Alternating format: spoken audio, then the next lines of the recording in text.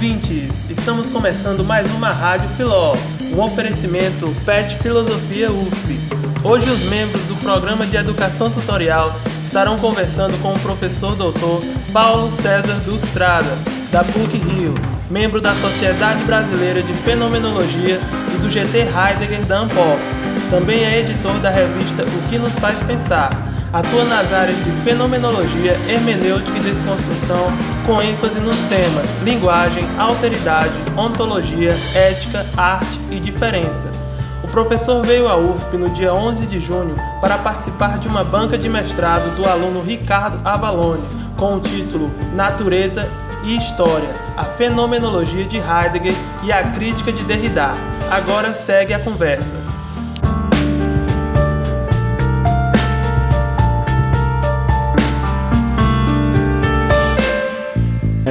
Eu tenho uma primeira pergunta. Você quis saber um pouco sobre a gente, como é o curso de filosofia. Eu pergunto como é que você descobriu o curso de filosofia, por que você quis seguir essa carreira, por que você quis...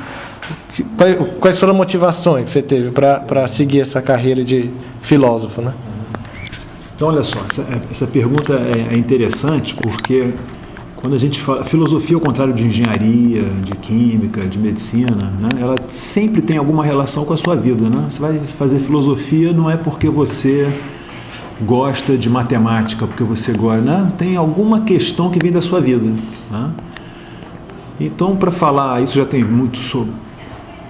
Tenho 3 vezes a idade de vocês, então eu fui fazer filosofia numa época que muito diferente de hoje.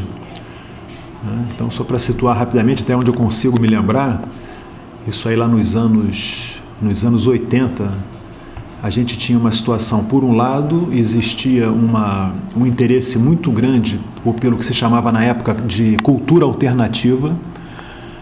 Talvez esse termo ainda se use um pouco hoje, mas cultura alternativa naquela época era muito diferente assim da ecologia, por exemplo, que se fala hoje, que, né, as preocupações com o meio ambiente. Existia todo assim um fascínio, um interesse pela natureza também, mas acho que por uma razão um pouco diferente. Naquela época já se discutia a questão ambiental, mas não tinha essa urgência de hoje. Então discutia-se muito assim se é fora da cidade que a gente pode encontrar uma vida mais autêntica, se os centros urbanos significam um certo afastamento em relação aos valores, em relação às verdades, certas experiências fundamentais a gente só pode encontrar na vida alternativa, simples, fora e tal. Então tinha um pouco essa discussão entre o campo e a cidade, mas mais ligado assim a formas de vida, um certo fascínio pelo Oriente, pela cultura oriental. Isso por um lado. Por outro lado, a gente ainda vivia a época da ditadura militar, uma coisa que felizmente vocês não viveram. Todos vocês nasceram depois disso. Então, inevitavelmente, todo mundo tinha um interesse por ciências sociais, por história, para saber por que as coisas chegaram a esse ponto.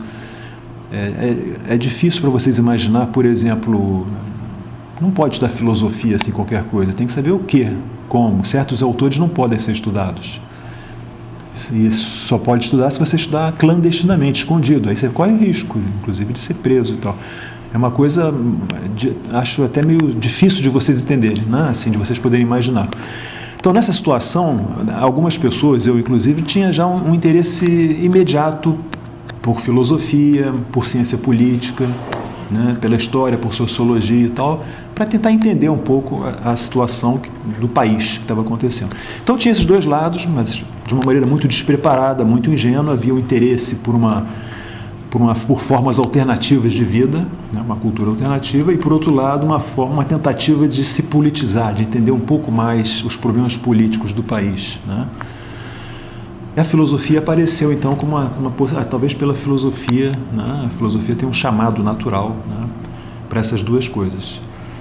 Então eu me adentrei na filosofia. Os meus passos iniciais, eu tinha um interesse pela questão dos mitos, por um certo fascínio, sim, mas totalmente despreparado no assunto, mas eu tinha um grande interesse pela Grécia, pela mitologia grega, né? Relacionando um pouco com a possibilidade da cultura alternativa, mas sem nenhum preparo teórico, né? Isso por um lado.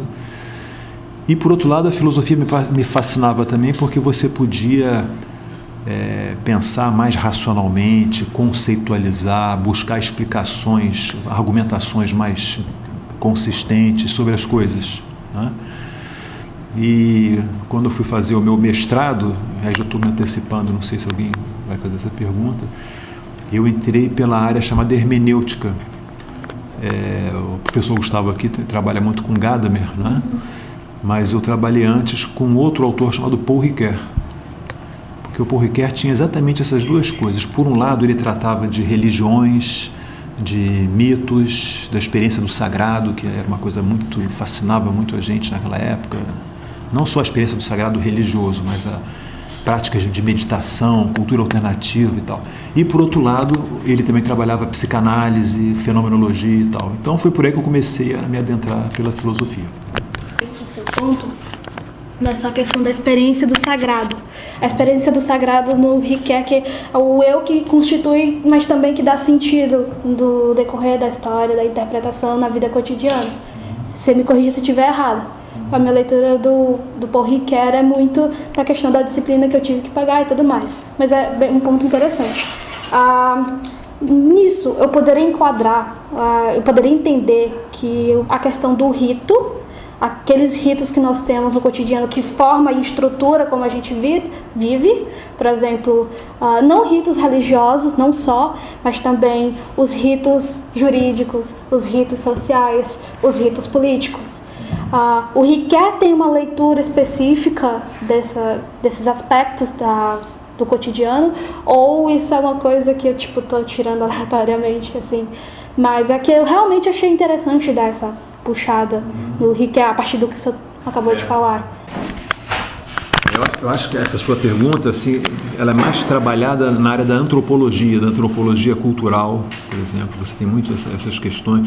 Tem alguns autores interessantes, não sei se vocês já ouviram falar, por exemplo, René Girard, que era um antropólogo, trabalhava muito os mitos e os ritos religiosos, e depois ele partiu para essa área. Assim, começava a ver em anúncios de automóvel, ritos assim sociais, né, de cidades, de grandes centros urbanos e tal, muito nessa perspectiva que você falou. O René Girard era mais um antropólogo do que um filósofo. Um outro autor que, para quem se interessa um pouco por essa questão de dimensão do sagrado, tal, aliás, essa questão do sagrado interessava muito, pelo menos na minha época, porque a minha época, por exemplo, com as ciências sociais, existia um fascínio as ciências sociais devem ser ciências tão quanto científicas são as ciências da natureza. Então, o pessoal que fazia história, sociologia, principalmente psicologia, a grande questão era assim: a psicologia é uma ciência? A história é uma ciência? A ciência da história, como é que... Porque a gente queria dar conta dos problemas de uma maneira científica, né? Mas havia um positivismo muito grande. Então, algumas pessoas, inclusive eu, ficavam satisfeitas com aquela coisa meio chata, metódica, meio fria, né?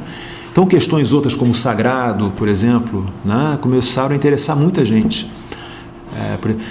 Naquela época, nos anos 80, existia, por exemplo, coisas muito interessantes, assim, a experiência do sagrado no rock and roll, a experiência do sagrado na cultura popular, no cinema, né? E isso interessava a muita gente. Mas o Paul Ricoeur, de qualquer maneira, tinha um interesse muito grande por isso também. Só que ele já é mais filósofo, então o que o Paul Ricoeur buscava era fundamentar filosoficamente essas questões, né, do sagrado e tal. É que essa questão do sagrado que ele está tratando mais filosoficamente está muito relacionada à constituição do eu, não? Do eu na história, e essa história que eu sou narrativa, ao mesmo ponto que eu também sou criador dessa narrativa. Está muito intrínseco, porque nós temos ritos, e esses ritos, não só, as repetições de ações, sabe, no cotidiano, mas ritos que vão criando a minha identidade. O rito que faz eu ser eu, que constitui esse eu. Eu não sei se eu falei bem claro, se você entendeu, mas essa é uma curiosidade. Se eu poderia olhar o Ricoeur nessa perspectiva, se eu poderia direcionar para essa perspectiva. O Paul Ricoeur é muito interessante, só ele tem uma obra muito extensa, não é um autor muito fácil, assim, mas só para responder muito rápido uma pergunta sua que é muito rica, uma pergunta... A gente podia ficar falando aqui até amanhã sobre isso. O Paul Ricoeur ele era um autor ele era protestante, então ele tinha um lado religioso, mas toda a vida dele ele se dedicou a fazer uma síntese do projeto iluminista, racional da filosofia, com a experiência que ele chamava de fé, a experiência religiosa, a experiência do sagrado, a experiência moral, a relação com o outro e tal. O ponto de partida dele era a experiência do sagrado, sim, nas sociedades mais antigas, tradicionais. Assim, tem um livro dele muito interessante chamado A Simbólica do Mal. Então ele parte desde o início como sociedades muito primitivas, que têm aqueles rituais de purificação, de lavagem do corpo, né, de certos objetos são considerados objetos ruins, maus e tal. Como isso, de certo modo, ele não se perde, ele vai se sofisticando, vai entrando em mitologias mais complexas, entra na própria filosofia grega, né? Mas você nunca perde, segundo ele, a dimensão do não racional, do sagrado, que ele chama, de uma maneira muito, muito ampla, né? Essas coisas vão se metamorfoseando. Agora, o Paul Ricoeur não é o único autor que trata disso. Eu hoje trato de um outro autor que é considerado muito crítico, muita gente não gosta, né, porque ele é o pai da chamada desconstrução, que é o Jacques Derrida, né? E, no entanto, Jacques Derrida tem um texto sobre fé e saber, né? E que ele também tenta mostrar, discutindo o racionalismo, como, na verdade, você parte de uma base falsa, quando você pretende apenas seguir um caminho somente conceitual, como se existisse um pensamento puramente conceitual. Né? Como eu tinha falado, na filosofia, nas ciências humanas, na filosofia, a gente não trabalha só com conceito, ninguém é matemático puramente, um engenheiro puramente. Né? A gente traz com os nossos conceitos, com a nossa leitura, a nossa vida. Quando você abre um livro de filosofia, você está colocando nas páginas daquele livro, quer dizer, a dinâmica da sua relação como leitor ou como leitora com aquele livro, de qualquer autor, a sua vida está sempre presente. Né? Então, para falar bem rapidamente, esse lado da vida nunca vai ser apenas um objeto de investigação científica. Né? A vida é sempre mais rica do que qualquer conceito. Né? Mas, enfim, eu estou falando aqui de uma maneira muito improvisada, que isso é um tema muito, muito amplo. Né? E não sei nem se eu estou aqui só para falar de Paul Ricoeur e sagrado. Né? Eu não sou teólogo. Hein? Meu nome é Francisco, eu estou no 3º período. O senhor falou as motivações que o atraíram para entrar na filosofia, nesse mundo das ciências humanas. Se o senhor fosse falar para os jovens atualmente algo dentro da sua pesquisa que fosse atrativo e que fosse relevante para a conjuntura atual brasileira, o que o senhor diria? Olha, isso vocês acho que não vão entender porque vocês são muito jovens. A gente começa a achar que está ficando velho, vai falar assim, no meu tempo era diferente. Aí meu pai falava isso. Às vezes quando eu me pego já falando isso. Porque eu, às vezes, me choco um pouco com jovens de ciências humanas sem nenhum interesse, assim, ele só quer saber, eu vou fazer esse curso, por que eu vou conseguir com isso? Né? Eu vou fazer o 3º período para fazer rapidamente o 4º período, eu quero pegar meu diploma e começar a trabalhar.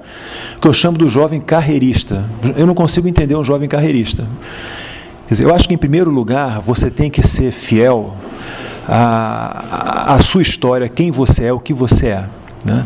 Se você vai, então, procurar filosofia, tenta ser autenticamente você mesmo.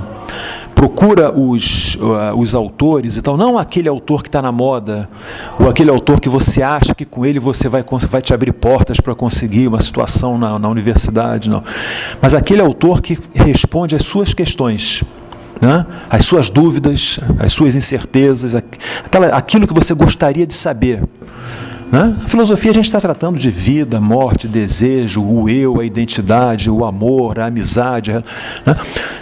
Então procura sempre na filosofia uma relação autêntica. A autêntica que eu digo é isso. Aquilo que a sua vida te leva a pensar, suas dúvidas, as suas inseguranças, os seus desejos, a sua vontade. Aí você vai ter uma relação viva com a filosofia. De outro modo, você vai ter uma relação carreirista com a filosofia. Você vai ter uma relação burocrática com a filosofia. Um jovem burocrático é uma tristeza. Né? Aí é melhor fazer outra coisa. Então eu diria isso, seja autenticamente você mesmo, leve a sério a sua vida. as suas experiências boas e ruins, né? E procura na filosofia, né, nos autores, parceiros, né, que possam responder, enriquecer as suas experiências, né, e que você possa seguir vida, né, com a filosofia. A filosofia é vida, né? Não é uma disciplina burocrática, né? Eu diria basicamente isso. Bom, professor, eu estava vendo que o senhor tem umas publicações numa revista, né, da PUC, e aí essa que eu vi é sobre a obra de arte como acontecimento da verdade.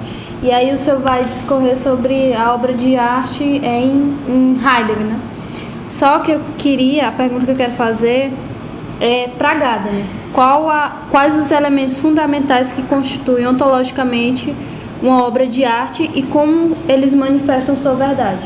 Vocês hoje não foram lá na defesa de tese do Ricardo, né? Você estava lá. Tinha aula? Sim.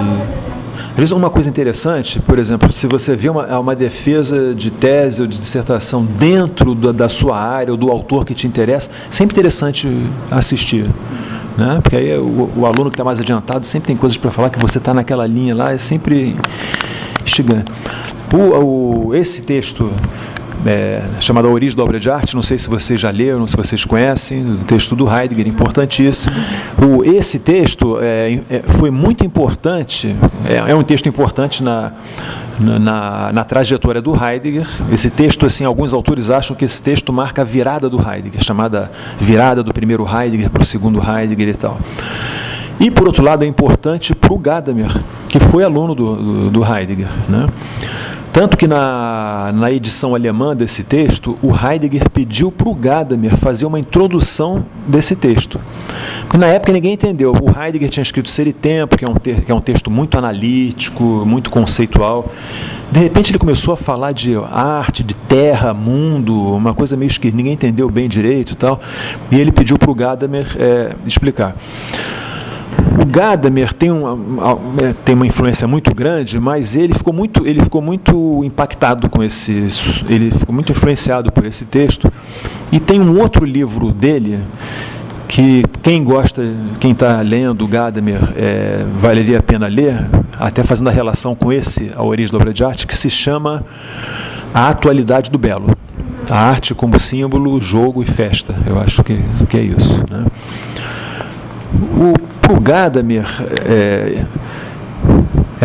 ele pega um dos argumentos centrais desse texto do Heidegger, é que para o Heidegger uma obra de arte digna do nome obra de arte, assim, para o Heidegger só é obra de arte aquela que inaugura uma nova forma de existência, né? Vocês lembram que nesse texto ele dá poucos exemplos. Assim, uma obra de arte para ele é, por exemplo, o templo grego, né? Porque em torno daquele templo grego você tem toda uma forma de vida dos gregos, uma maneira deles se relacionarem com os deuses, com a natureza, com o passado deles, projetar o futuro, né? Antes de ir para a guerra, eles vão no templo, eles pedem bênção dos deuses e tal. A vida, a morte, a amizade, tudo se organiza em torno daquele templo, né? Então, para o Heidegger, o templo é uma obra de arte, porque ele tem a capacidade de abrir, como ele fala, né? Abrir o mundo, abrir um tipo de existência.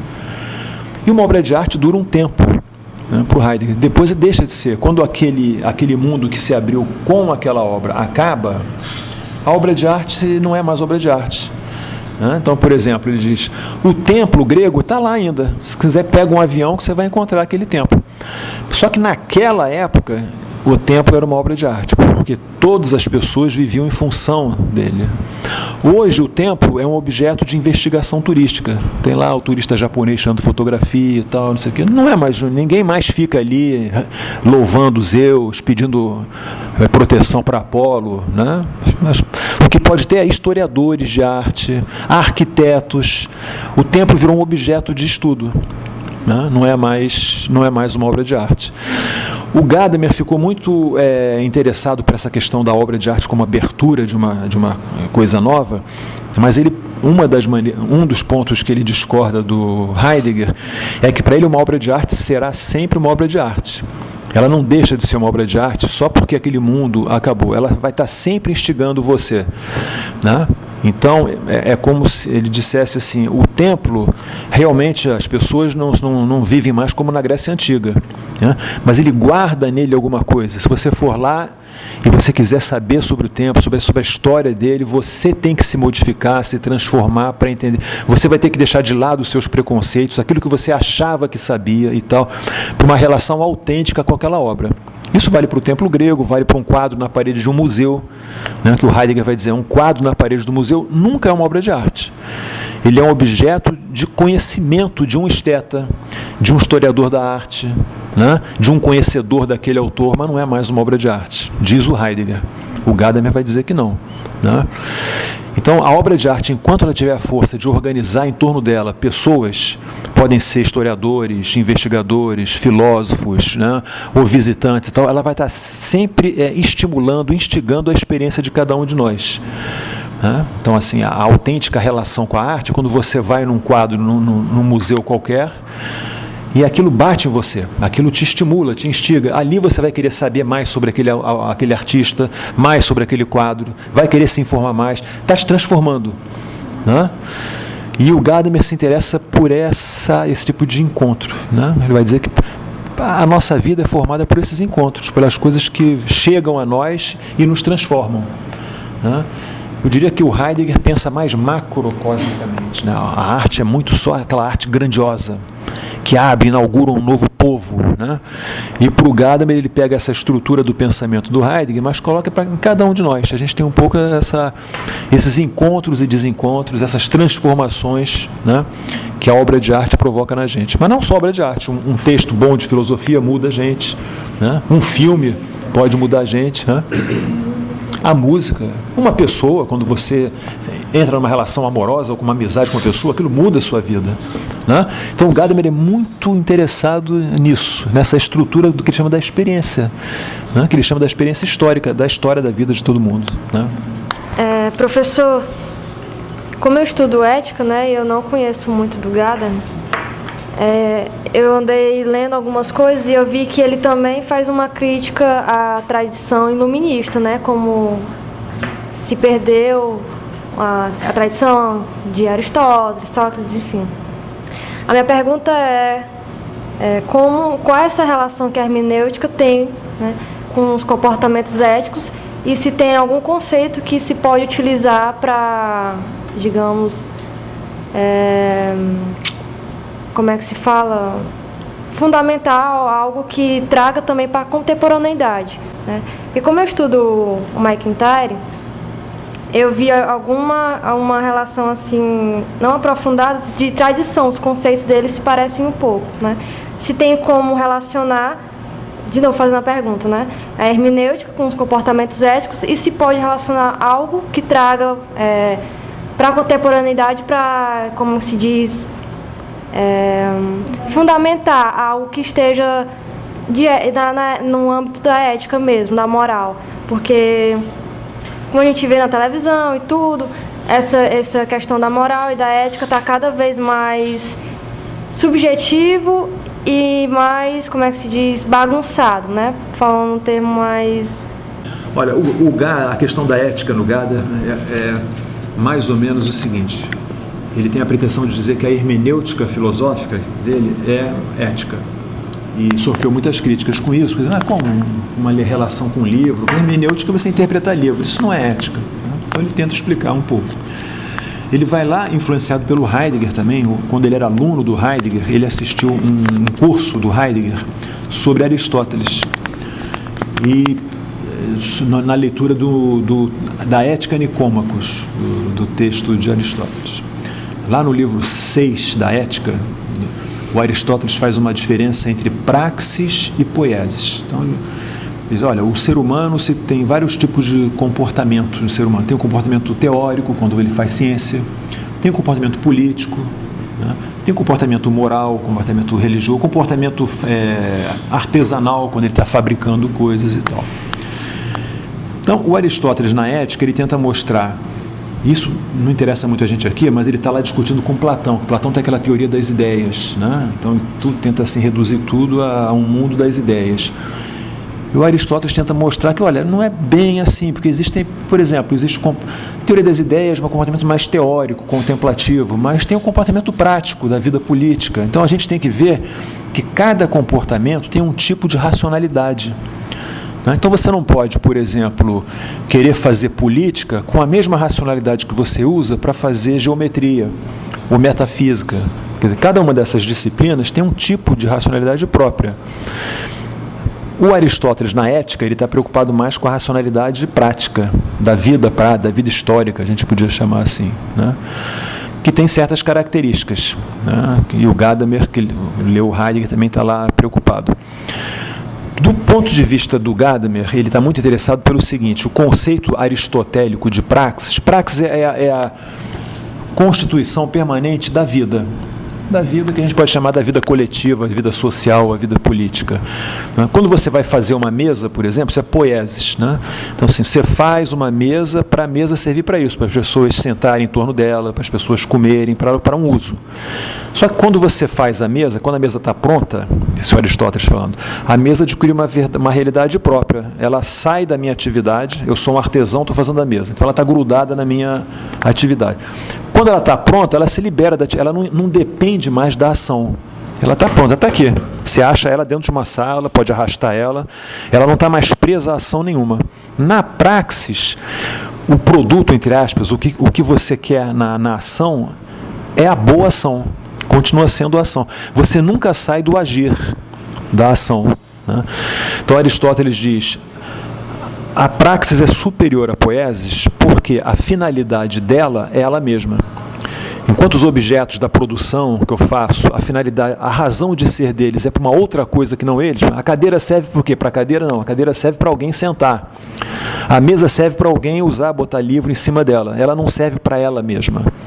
A justificativa dela, a razão de ser dela não é ela mesma, é o uso que vai ser feito dela. Na ação não, a razão de ser da ação é a ação. Então a razão de ser da praxis é a praxis. A gente pode reproduzir isso. A razão de ser da vida coletiva, da vida social, é a vida social. Certo? A gente não vive em sociedade para poder ir à lua ou para saber geometria. A gente vive em sociedade para viver bem em sociedade, né? Para levar adiante as possibilidades do viver em sociedade. O Gadamer ficou muito atento a isso. E é claro, na esfera da ação que vai se dar a relação ética, né? A relação moral, né? E qualquer pensar ético sobre a relação com os outros, né? Isso assim para colocar de uma maneira bem sintética, tentando mais ou menos situar para você no Gadamer, né? Fala, olha, com a história do pensamento, o conceito aristotélico de praxis, em algum momento, com o advento das ciências, ele mudou. Então, praxis passou a ser entendido como a aplicação de uma ciência. A gente usa muito praxis em ciências sociais, né? A praxis social, filosofia da praxis. No marxismo, por exemplo, é muito forte a ideia de praxis, né? A esfera da praxis e tal. O Gadamer fala, houve uma mudança muito grande. Aqui, quando a gente fala de praxis social, a gente pensa a praxis à parte, como se fosse a aplicação teórica que eu tenho uma certa teoria do social, ou eu tenho uma certa metodologia social e eu quero aplicar na vida social para melhorar a vida social, para torná-la melhor e tal, isso aqui. Mas isso é uma visão uma visão científica. Eu começo a cientificizar a vida, né? Querendo aplicar modelos. Isso é toda a discussão que o Gadamer tem com as ciências sociais, com o ideal de cientificidade, né? Para ele, a praxis não pode ser a aplicação de um método científico, né? Então, as ciências sociais não deveriam perseguir um ideal de uma metodologia científica. Isso vale para a natureza, segundo ele, não para a sociedade. Então, é como se ele falasse o seguinte: vamos deixar de lado o ideal de aplicar um método e vamos perceber o que acontece na praxis pensada como Aristóteles. Como a gente está aqui, a gente sai daqui, a gente está vivendo coletivamente aqui, a gente está conversando. Quando a gente sair, a gente vai continuar vivendo em sociedade, em coletividade, a gente vai continuar, como ele fala, dialogando com o pai, com a mãe, com o irmão, com a tia, com o professor, com o namorado, com quem quer que seja. A gente não sai nunca de uma linguagem em linguagem. Para Gadamer é diálogo. É aqui que ele monta toda a ideia de ética dele, né?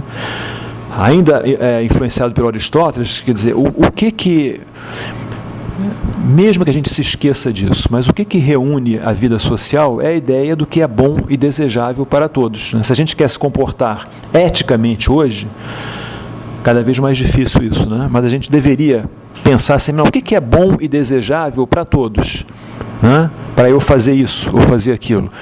O Gadamer vai dizer, quando a gente lê um livro de filosofia, a gente também não deveria se esquecer disso. O que nessa situação que eu, leitor, estou olhando esse texto, o que eu procuro? O que é bom e desejável? O que se busca aqui nesse texto? Eu deveria perseguir sempre esse ideal do bom e desejável para todos. A ética, para ele, está sempre imersa nessa questão da praxis, né? E não de uma metodologia, né?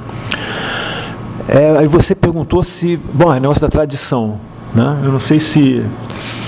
Eu estou indo no que você quer. Se eu não desbaguncei, você me fala.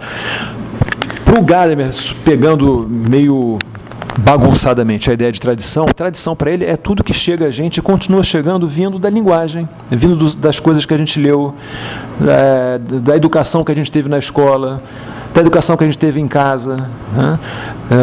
Dos diálogos que a gente teve com os nossos amigos, com nossos cônjuges, com nossos filhos, com tudo, com os livros que a gente leu. Essa coisa não para de chegar e continua chegando cada vez que a gente mais uma vez lê, mais uma vez conversa, mais uma vez. Isso faz parte da vida em sociedade coletiva, né? É um grande diálogo que nos une, né? Vai dizer o Gadamer, né? Então, se é um grande diálogo que nos une, a minha relação com o livro, a minha relação com você, já é uma relação ética, no final das contas, né? Quer dizer, se eu me relacionar com você dialogicamente, eu vou estar, a princípio, pelo menos, eu não quero me relacionar com você como um delegado de polícia, ou me relacionar com você como um psicanalista, né? Eu quero... O que você está dizendo? Qual é a sua pretensão de verdade? O que eu tenho a dizer? A gente pode e deve entrar num diálogo, eu tentar da melhor maneira possível entender o que você está falando, você da melhor maneira possível entender o que eu estou falando, e é muito provável, diz o Gadamer, quando o diálogo é um diálogo bem sucedido, que você vai mudar nas suas certezas imediatas e eu também vou mudar nas minhas certezas imediatas. É o que ele diz, a fusão de horizontes. Então, eu entendo melhor você, né? Existe um horizonte de questões que vem de você e não de mim. Eu falei, não tinha pensado nisso, realmente. Você me enriquece, eu te enriqueço. Você me enriquece, eu te enriqueço.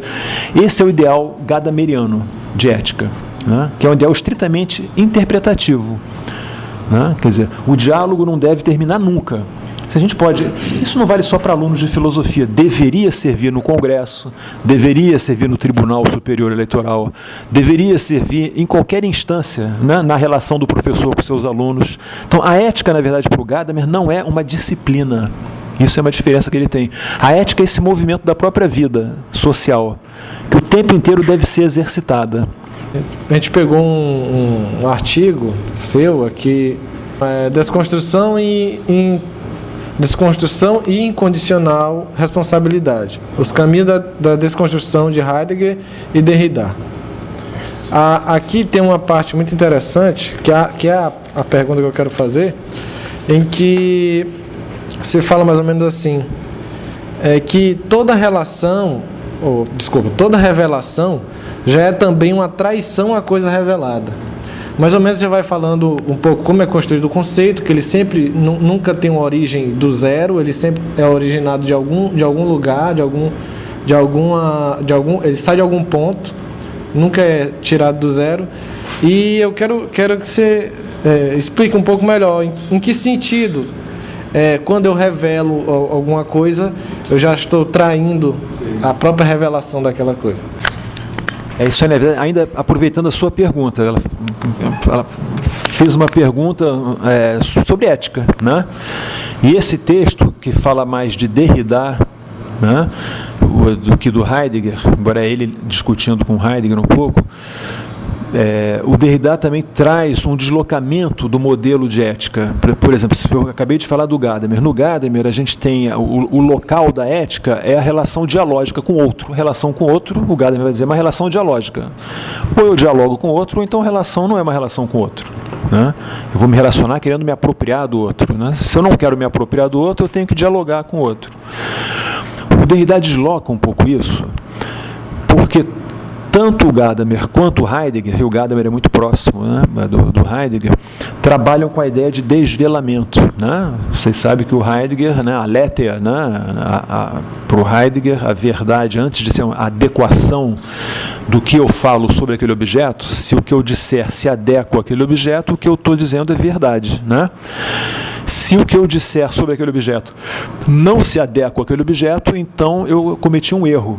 Eu tenho que corrigir de novo o meu argumento para que o meu argumento possa ser um argumento verdadeiro sobre aquela coisa.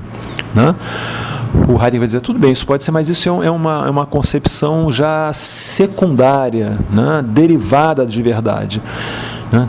Toda pretensão à verdade que eu faça numa proposição acontece dentro de um mundo. Então, eu posso, como cientista, falar verdadeiramente sobre aquilo, eu posso, como um sacerdote que tem a pretensão de falar. É preciso que antes um mundo já tenha se desvelado, né, à luz da qual a minha relação com as coisas vai ser determinada. O Gadamer também trabalha um pouco essa questão, não exatamente igual ao Heidegger, mas, por exemplo, no diálogo, você está falando alguma coisa, o tema do que está falando, o objeto do seu discurso, vai se revelando. Aí eu falo, não é bem assim, olha só, não será que é assim? Aí, então a gente vai dialogicamente deixando que venha à luz, como no caso do Heidegger, que o assunto, o tema, a coisa mesma da nossa conversa, ela vem se apresentando cada vez menos bagunçada, né? Cada vez mais nítida, até ela vai vindo à luz. Então o Gadamer também está dentro dessa ideia de revelação, de desvelamento. E a ética fica nesse nível, né? de desvelamento, de diálogo que a gente pode ter com uma pessoa, com duas, com três e tal. O Derrida desloca o lugar da ética, porque ele diz o seguinte, olha, não é verdade, como na fenomenologia, como em Heidegger, como em Gadamer, a gente supõe que alguma coisa venha à luz, esteja vindo à luz. Né? Porque, na verdade, quando a gente conversa, primeiro, assim, se a gente compartilha da mesmíssima filosofia, do mesmo autor, a gente já está interpretando, e o Derrida vai dizer, toda interpretação é uma apropriação. Né? Se eu falo desse livro à luz de Heidegger, ou se você fala à luz de Wittgenstein, ou se ela fala à luz de Freud, né? Fora da filosofia, né? Ou se você fala à luz de McIntyre, ou se você fala à luz de Habermas, são formas muito diferentes, linguagens muito diferentes. O Derrida vai dizer, são formas de apropriação. Eu estou falando daquele objeto à luz da minha perspectiva. Eu estou projetando sobre aquele objeto uma perspectiva. Então, eu não estou deixando que aquele livro venha à luz, né? Na verdade. Então, eu falei, não é verdade que a revelação seja uma revelação. E sempre há uma traição, né? Quer dizer, aquele objeto, aquele livro ali, nunca é, na verdade, algo que confirme o meu argumento. Né? Então eu estou me apropriando, estou me interpretando, mas eu também estou me apropriando, estou fazendo uma certa violência àquele livro. Né? Então ele vai dizer, o diálogo não é suficiente para fazer justiça às coisas. A gente tem que também, de vez em quando, interromper o nosso discurso. Falar assim, vamos parar um pouco de ler Gadamer e vamos ler agora Wittgenstein. Vamos parar de ler Wittgenstein. Olha, fora da filosofia existe uma coisa chamada psicanálise que vale a pena. Se a gente não quebra, de vez em quando, se a gente não desconstrói, a gente fica dentro de um certo modo de saber e acha que ali basta que a gente leia cada vez mais e tudo vai se revelando. Não. Pelo contrário, talvez a gente vai ficando cada vez mais dogmático. Né? Eu vou ficar 50 anos lendo Hegel, ou Kant, ou Heidegger, né? ou Nietzsche mesmo, e achando que ali cada vez mais eu vou conhecer melhor as coisas. né? Quando na verdade eu estou cada vez mais falando com mais competência, é verdade, mas à luz de um certo argumento. Tá? Então, ao contrário do Heidegger, isso foi um pouco uma discussão que teve na defesa, você estava lá, né? O Derrida vai dizer o seguinte: não existe enquanto tal. Heidegger adora isso, né? A aparição da natureza enquanto tal, a aparição do ser humano ou da consciência enquanto tal. Enquanto tal, o Derrida vai dizer, não, nada aparece enquanto tal. Se aparece a consciência segundo a psicanálise, a consciência segundo a teoria platônica, ou a consciência segundo Descartes, né? Não é a consciência enquanto tal, né? Mas são sempre argumentos, são sempre formas de se referir àquela coisa. Tá? O Derrida foi muito influenciado por um outro autor chamado Levinas. E o Levinas tem outro paradigma. O Levinas é um crítico da ontologia. Pelo seguinte, por mais que a ontologia, a questão do ser, a gente entende muita coisa, mas o ser tem um problema. Que fala assim, o modo de ser do ser aí, o modo de ser do ser humano, o que significa? Todo mundo aqui. Não me interessa você, é o ser humano. Todo mundo compreende o ser. Mas você mora em tal lugar, você tem uma história, isso aí não interessa. Interessa que você compreende o ser. Você está igualzinho a ele, compreende o ser. Você e eu, igualzinho, compreende. A ontologia não está nem aí para a singularidade das pessoas. Ela passa por cima de todo mundo. Todo mundo tem uma característica comum. A metafísica sempre fez isso. Né? Quer dizer, é sempre uma explicação geral. E tal. A explicação geral, ela ajuda, ela é muito boa. Mas ela comete um grande problema também. Ela é tirânica. Né? Ela bota todo mundo dentro de um mesmo conceito. Né? Existem implicações éticas, políticas sérias com isso. Por exemplo, vamos pegar uma boa argumentação, por exemplo, dentro da história do marxismo, né? Que é uma teoria inovadora, uma teoria emancipadora, né? Mas em nome do marxismo, não que o marxismo seja ruim, mas em nome do marxismo, muita gente foi presa, muita gente foi fuzilada, porque não se adequava ao destino da história. Né? Então, a filosofia tem sempre um lado, o pensamento da verdade, o pensamento do ser, ele também tem um lado tirânico. Talvez isso explique em parte quando Heidegger achou que o nazismo fosse uma coisa muito interessante, né? É a promessa de uma Alemanha autêntica, de uma Alemanha forte, verdadeira, e os outros povos, você esquece, né? E os outros alemães que não pensam como Heidegger, que pensam diferentemente, tudo é atravessado por aquela maneira aquela abertura, o vir à luz, a clareira do ser, né? Então, o Levinas, que era judeu, que sofreu na pele muito bem o que foram essas coisas, né? Influenciou muito o Derrida também. Quer dizer, é preciso, junto com a ontologia, junto com a generalização do pensamento, desenvolver um outro tipo de pensamento que queira fazer justiça ao singular. Então, não ao ser humano, mas a você ou a você. Não aos objetos, mas àquele objeto.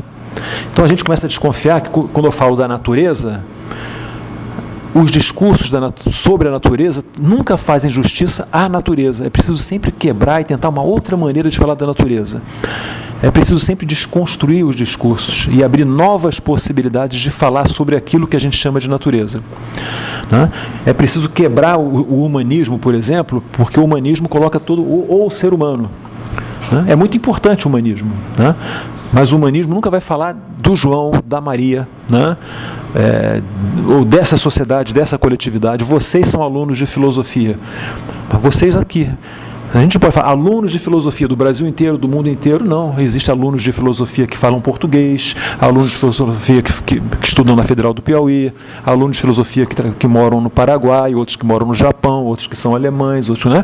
A gente precisa entrar na singularidade das coisas, né? Porque é aí que tem a singularidade das questões, das perguntas, das respostas. Né? Então é por isso que ele fala, só para fechar, que toda revelação é também uma traição ao revelado. Né? A revelação nunca é pura revelação.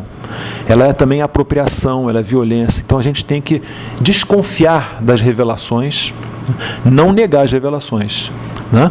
Mas desconfiar de que é sempre possível falar de uma outra maneira, se comportar de uma outra maneira. De outro modo, a gente vai ficar só repetindo o que a gente pensa que já sabe. Não o que já sabe, o que pensa que já sabe. Professor, é que eu pesquisei sobre alguns artigos que você escreveu e tudo. Um deles está dentro da... Eu tive um questionamento, um incômodo muito grande em relação ao conceito, não sei se conceito ou expressão que você utilizou no artigo, que seria a desregionalização hermenêutica, da hermenêutica, que se encontra no artigo da problemática do método ao método como problema. Essa desregionalização da hermenêutica implica uma universalização da hermenêutica na linguagem. Quais seriam assim, os problemas derivados que teria posteriormente em relação à própria linguagem, assim, da desregionalização para, não sei se amplamente, lato sensu, a universalidade ou se restringir apenas em outros lugares, saindo apenas de um ponto em comum da hermenêutica. O Gadamer é um grande historiador da hermenêutica, né? Então ele começa lá com Schleiermacher e tal. A hermenêutica antigamente era só uma disciplina auxiliar da arte de interpretação dentro da teologia, né? Então quando o teólogo estava ali estudando o Antigo Testamento, os textos sagrados, né?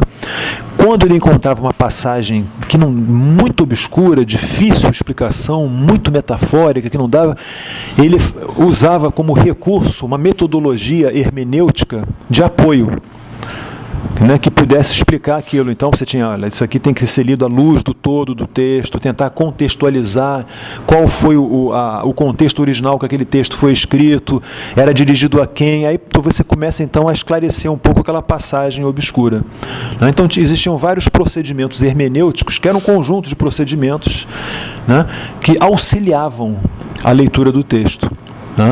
Depois vem Dilthey, que tem uma pretensão de fundar a hermenêutica como uma ciência, um método científico da interpretação, e que pudesse ser usado nas ciências humanas, né, com o mesmo rigor que os cientistas da natureza, né, aplicavam seus métodos e tal, né. O Gadamer vai propor, então, uma desregionalização nesse sentido. Você retirar a hermenêutica da localidade que ela estava, né? A hermenêutica apoiava a filologia, a teologia, né? O Dilthey já é uma desregionalização, ele já tenta fazer da hermenêutica uma metodologia universal, né, não mais aplicável regionalmente, na psicologia, na linguística, na teologia, né, mas como um método universal. Né. E o Gadamer vai dar um segundo passo, talvez universalizando ainda mais. Ele vai refutar, não dá para a gente discutir aqui, né, rapidamente, qual a refutação dele ao Dilthey. Ele vai dizer, não, a hermenêutica não pode ser um método, né, porque o Dilthey está insistindo num modelo de razão, que é o modelo da razão cartesiana, que depois vai ser o modelo da razão científica, um método autônomo, desgarrado do objeto, né, que estabelece as suas leis, as suas regras, e que depois vai aos objetos e aplica, né, todo método pretende ser aplicado num campo de investigação. O Gadamer vai dizer, a hermenêutica sempre já está existindo, e não tem como você dar um pulo para trás para fazer uma metalinguagem, observar a hermenêutica de fora. A hermenêutica existe na vida, na linguagem. Eu falo, você fala e tal, eu posso tentar entender com rigor, com mais rigor, mas você não consegue sair da imanência da linguagem. Tá? Então ela é universal. Existe uma grande discussão, por exemplo, com o Habermas. O Habermas vai refutar o Gadamer, vai dizer, não, a hermenêutica não é universal. Ela realmente tem situações de diálogo e tal, mas nem sempre há situações de diálogo. Às vezes a situação requer uma crítica, né, uma crítica da sociedade. Eu tenho que ter, então, uma teoria do social, uma teoria crítica, que possa criticar a sociedade, não ficar só dialogando quando a sociedade está corrompida, por exemplo, né? Isso um Habermas. O Gadamer vai dizer, não, a gente está na linguagem, não sai da linguagem. Linguagem para o Gadamer essencialmente é diálogo, né? Só derivadamente ela vira, por exemplo, ciência. Quando você sai do diálogo, eu quero agora estudar esse campo aqui, então eu faço uma metodologia. Mas enquanto houver vida e vida social, interação com o outro, vida coletiva, vida histórica, isso é um diálogo. O dia que eu quiser assim, não, metodologicamente eu vou conversar com você, deixa eu aplicar o meu método para entender o que você está fazendo. Isso é uma aberração, isso é uma engenharia da vida social. Né? Eu estou tornando a vida social um objeto de investigação técnico. Né? Isso é um declínio da praxis, né? Segundo o Gadamer. Tá? Então, Então, a hermenêutica para ele, Gadamer, mas isso é contestável. Isso, por exemplo, a discussão com Habermas é uma das discussões, né? Para ele, Gadamer, a hermenêutica universal por causa disso. A vida, enquanto ela for vida humana, enquanto ela for uma vida historicamente transmitida, né? Enquanto todos nós compartilhamos uma língua que tem uma história, né? E falarmos coisas que vêm não da gente, mas vêm de um passado, né? Vêm da tradição, né? A gente não sai dessa imanência do diálogo, né? Isso que seria a universalidade da hermenêutica para o Gadamer. Então, se a gente tem que resolver os nossos problemas, a gente... Não, peraí, você falou o quê? Peraí, mas o que a nossa situação demanda? O que é bom? Um hermeneuta para o Gadamer tem que ter uma sensibilidade para todo instante, falar, peraí, a nossa situação é qual? O que nessa situação é importante fazer? Né? Isso vale para uma decisão política, vale para uma decisão sobre filosofia, por exemplo. Né? Para o Gadamer é uma abstração você ensinar filosofia em geral. Né? Quando a gente lê um texto, MacIntyre, uma coisa é você ler MacIntyre em Berlim hoje. Se você for talvez na Argentina, o mesmo texto vai ser lido, mas vai ser lido diferente. Porque a língua é diferente, as questões são diferentes, a situação é diferente. Por que aquelas pessoas estão lendo? À luz de que problemas que elas estão querendo solucionar? Então, o aqui e agora, o contexto, a situação, as demandas da situação, né? Que tipo de diálogo a gente está imerso, são questões que para o Gadamer a gente tem que levantar, né? E não fazer uma metodologia da linguagem, uma metodologia para aplicar crítica e tal. Esse é o ponto de partida do Gadamer, que ele não abre mão, né? Ele vai sempre defender essa universalidade, que não é a universalidade dos conceitos, não é a universalidade de uma metodologia científica da interpretação, né? É uma universalidade porque o tempo inteiro a gente já está nessa hermenêutica. A nossa interação é uma interação hermenêutica. Eu estou falando aqui, você está tentando entender de uma maneira. O Gadamer sempre fala isso, né? Se eu estou falando, eu tenho a pretensão de falar alguma coisa entendível. E se você está perdendo seu tempo me ouvindo, você está entendendo, discordando, não entendendo, mas a gente pode entender melhor e tal. Isso para ele, isso é o diálogo. Não, o diálogo não é que a gente se entende o tempo inteiro, não. A gente não se entende, mas a gente pode. Mas como assim? Não, eu discordo. Talvez não seja assim. Vamos ver. Isso é o diálogo, né? E sair disso é querer... Não, eu sei porque eu tenho um método científico, crítico, que é melhor do que qualquer diálogo. Né? Então eu vou aplicar minha metodologia que é bom para todo mundo. Isso para o Gadamer é uma tirania, né? De uma racionalidade científica que quer se impor na racionalidade da praxis, que é outra racionalidade. Né? Os pontos, porque quando você discorreu sobre o aspecto do diálogo com o Gadamer, e que é sempre um diálogo, e que a gente se entende, é à medida que a gente se entende e tem essa abertura um com o outro, a gente compreende aquilo de uma maneira, entendi, beleza, compreendi o seu ponto, pega o meu, junta e faz. Me pareceu muito parecido com o discurso do Habermas. Exatamente da ideia da deliberação ali. Eu só até esclarecer alguns pontos, eu ia pedir para você esclarecer talvez algumas diferenças básicas, mas você até colocou que seria a ideia da ideologia, que tem que ter uma ideologia, o do Habermas, até por ele ser da escola de Frankfurt, ele tem que ter essa... Algo distorcido, né, que seria... O Habermas avança um pouco essa suspeita sobre a distorção do diálogo, né? A ideologia seria um pouco isso, né? Sim. Como é que você vai se comunicar com o outro quando as condições do diálogo estão totalmente distorcidos, né?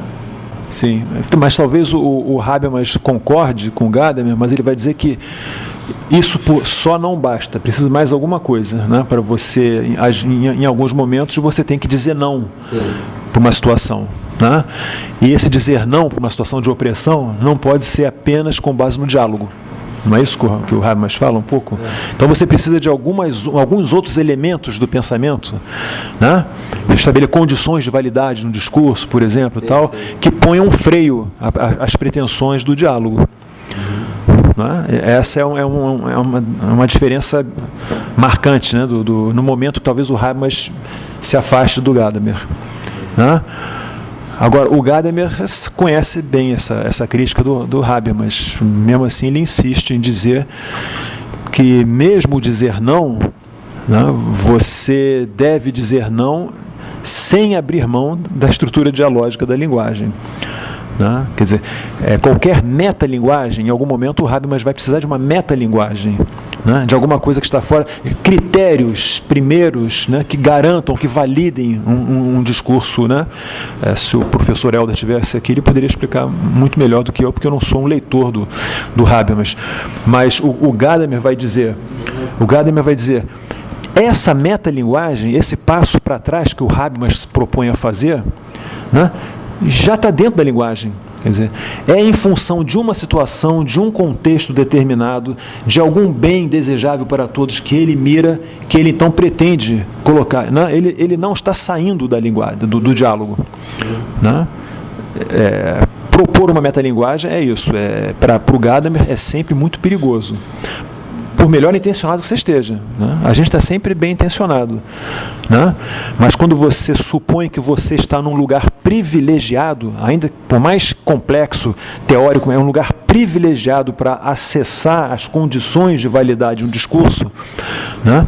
Você está se propondo a se colocar num lugar que você sabe qual é a melhor maneira de encaminhar um problema. Aí os problemas para o Gadamer não melhoram, não. Os problemas pioram, se agravam. Né? O diálogo é interrompido, né? É interrompido em nome de alguém ou de uma certa teoria que sabe como proceder. Isso é um perigo para o Gadamer. Acho que a gente pode encerrar por aqui. Agradecer a presença do professor. Eu achei que o senhor tem uma clareza, quando você fala, vai explicar algum assunto, algum tema, que às vezes se distancia da função que algumas pessoas pensam que tem na filosofia. Você fala de forma muito clara e dando exemplos que a gente consegue compreender com bastante facilidade. Muito obrigado pela entrevista. Eu que agradeço, tá? E eu espero sucesso para vocês. Espero que vocês não abandonem a filosofia e que possam fazer melhor do que a minha geração fez pela filosofia. Obrigado.